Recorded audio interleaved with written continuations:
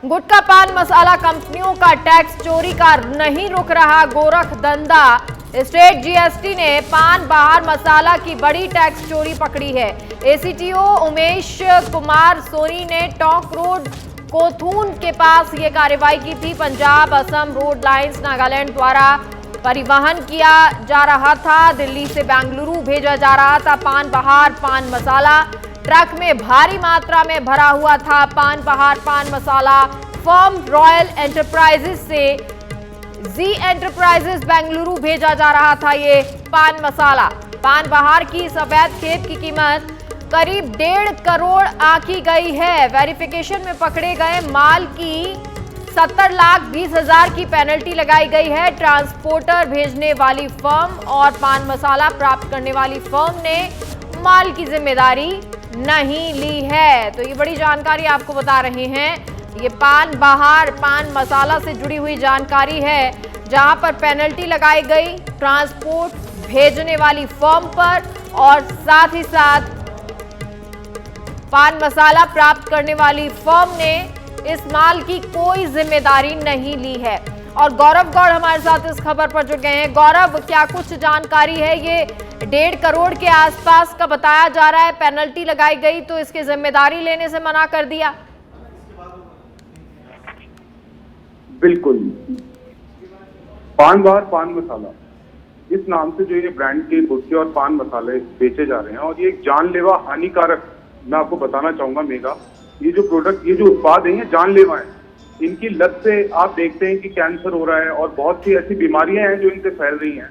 पर फिर भी इनके अंदर सरकार के सख्त निर्देश होते हैं कि इसके अंदर जो है टैक्स देना है, किस तरीके से टैक्स देना है, क्या इनके प्रावधान है, कैसे मशीनरी लगानी है। सरकार ने हर तरह की इनको चीज दे रखी है। लेकिन आप देखेंगे कि कैसे चोरी करी जा रही है टैक्स की। आप ले जा रहे हैं किसी चीज को बैंगलोर और वो पकड़ में आ रहा है राजस्थान में और उसका स्टार्टिंग पॉइंट है दिल्ली। आप समझे इस चीज को कि किस तरीके से कितने राज्यों से ये चीज होकर के गुजरेगी और किस तरीके का राजस्व का नुकसान इन चीजों से होता है।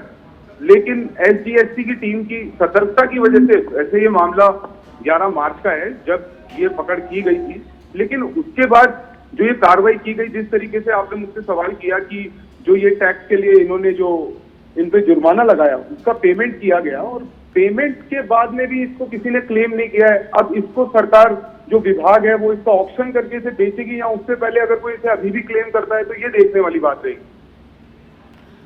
बिल्कुल गौरव, लेकिन क्योंकि देखिए दोनों तरफ से ही इसकी जिम्मेदारी लेने से मना कर दिया है और ये बेंगलुरु भेजा जा रहा था, ये बताया गया है।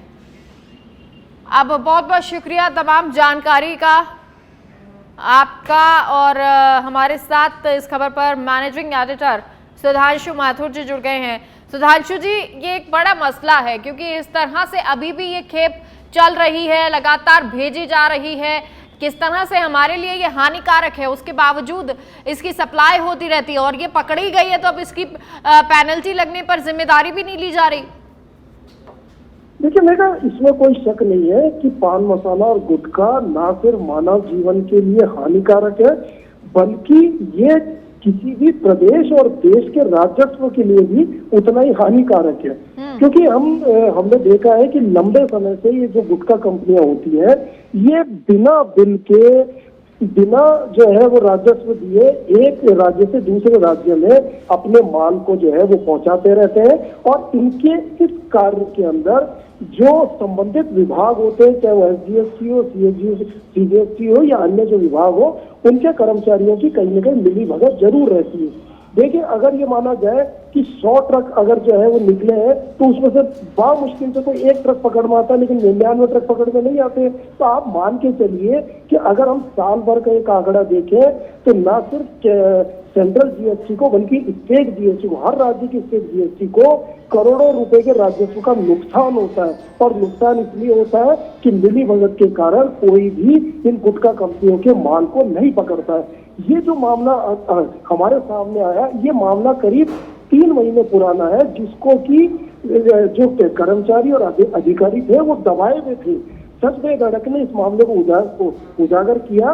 एक ट्रक जो है वो जयपुर के टोंक रोड पे पकड़ा जाता है, जो बिना ई वे बिल के माल का लदान होकर और वो राजस्थान की सीमा से जो है वो निकलने की कोशिश करता है, लेकिन एक मुखबिर की सूचना पर उसको पकड़ लिया जाता है। अब मजेदार बात ये देखिए कि जो अधिकारी इस पूरी कार्रवाई को अंजाम देता है, उस अधिकारी का कुछ दिनों बाद ट्रांसफर कर दिया जाता है।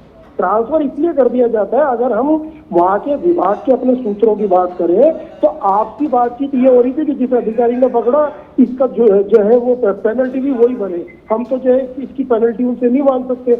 अगर इस तरह की बातें हो रही है तो ये आप समझिए कि राजस्व के लिए और बल्कि राज्य की व्यवस्थाओं के लिए कतई सही नहीं है। क्यों? क्योंकि जो जिम्मेदार अधिकारी है, अगर वो अपनी जिम्मेदारी से कार्य करेंगे तो ये जो जहर जो पूरे समाज में बढ़ता है, देखिए विज्ञान साफ तौर पे कहता है, मेडिकल साइंस साफ तौर पे कहती है कि पान मसाला और गुटखा जो है वो जहर है, और इस जहर को आप नहीं खाएं, लेकिन इस जहर को फैलाने में कहने में कोई अतिशयोक्ति नहीं है कि सरकारी तंत्र और गुटखा कंपनियां अपनी मिली भगत से एक राज्य से दूसरे राज्य और आम जन के हाथ तक इस चीज को पहुंचा रहे हैं। तो काफी गंभीर मामला है, और ये गंभीर मामला सामने आने के बाद अब चूंकि जो सरकारी एजेंसियां हैं वो सतर्क हुई है, क्योंकि सच बेधड़क ने पहली बार इस तरह की एक नेक्सस को जो है वो आम जन के हम सामने लाए हैं, और हम इस बात को और अच्छे से जो है अपने दर्शकों को बताना चाहते हैं कि आने वाले समय में भी हम ये जो गुटखा कंपनियां, पान मसाला कंपनियों का जो नेक्सस है, वो नेक्सस न सिर्फ जो आम आदमी के लिए घातक है बल्कि राज्य सरकारों के लिए भी घातक है, उसको हम समय समय पर जो है वो उजागर करते रहेंगे। और एक बार फिर मैं इस बात को जो है बहुत ही अच्छे तरीके से और फिर कहना चाहता हूँ कि जो गुटखा कंपनियां हैं वो अब जो है वो सतर्क जो है वो जरूर होंगी, लेकिन सच बेधड़क इन सबका पीछा करता रहेगा। जी मेगा। चलिए, बहुत बहुत शुक्रिया सुधांशु जी तमाम जानकारी के लिए, और जिस तरह से सच बेधड़क की तरफ से आपने इस बात का आश्वासन आम जनता को भी दिया है, और आम जनता के लिए सच बेधड़क लगातार इसी तरह से खुलासे भी करेगा और जानकारी भी लाता रहेगा।